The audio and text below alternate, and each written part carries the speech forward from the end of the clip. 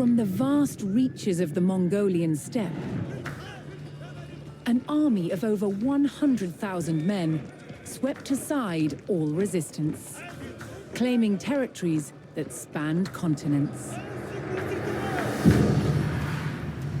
Their leader, Genghis Khan, proclaimed his life's ambition was to unite the world under one empire. Having conquered the East, the Mongols turned their attention to the West, where they would come face to face with some of the greatest armies of medieval Europe. Would Genghis Khan's legendary warriors finally meet their match?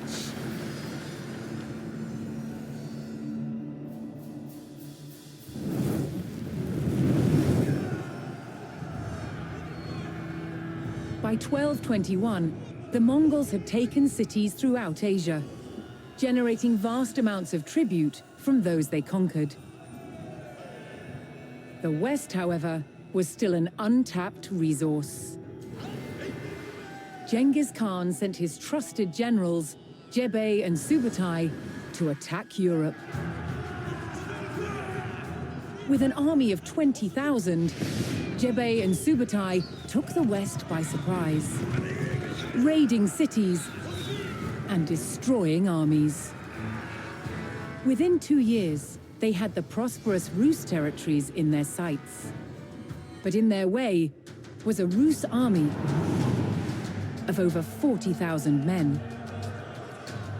Outnumbered, Jebei and Subutai turned and started to head back east. The Rus sensed an easy victory and set off in pursuit of their retreating enemies. For 8 days, the fast-moving Mongols stayed just out of reach. Then, Jebei and Subutai set their trap.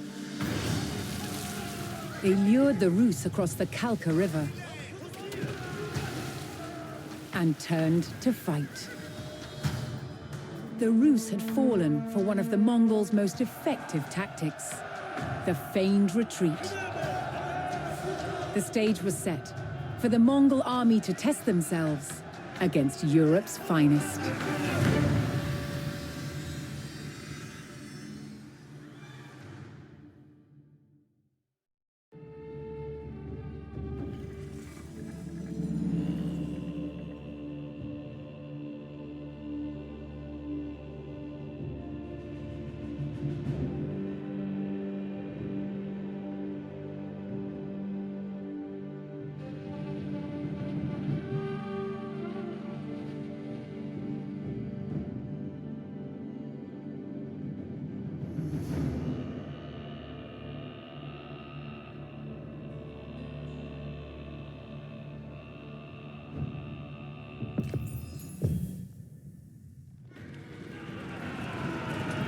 The Mongols charged across the European plains, with the fatigued Rus army in close pursuit.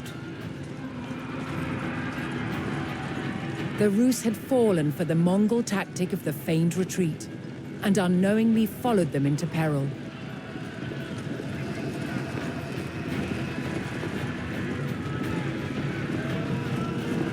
The Mongol general sprung his trap on the enemy scouts.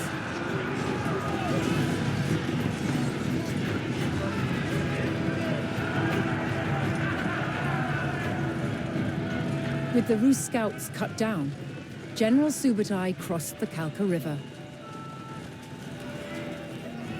Here, he would stage a full-scale ambush on the vast Rus army.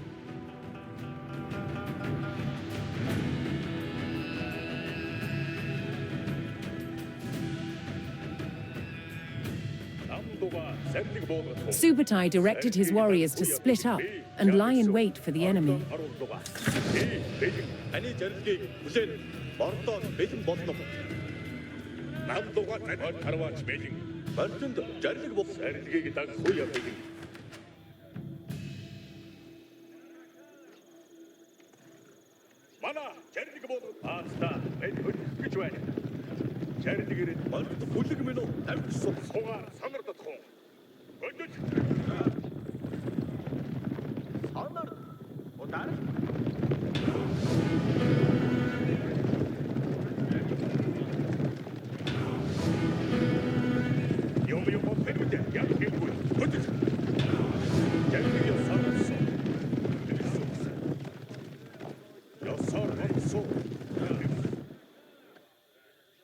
чадах турхаг үүнийг үлээдгээд үгэ. Чадчин.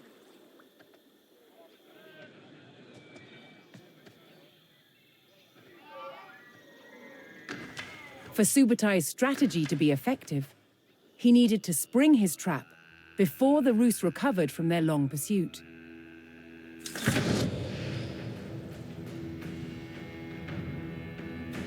He sent his most fearsome Mangudai horse archers to draw the Rus quickly towards the ambush site.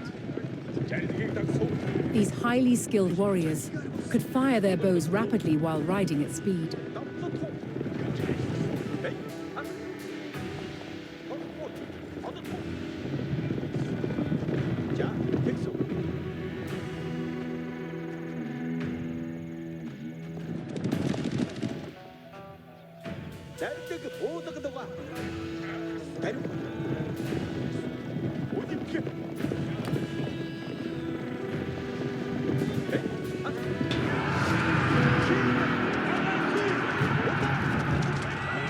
The Mongol provocation was effective, and the Rus hastily pursued.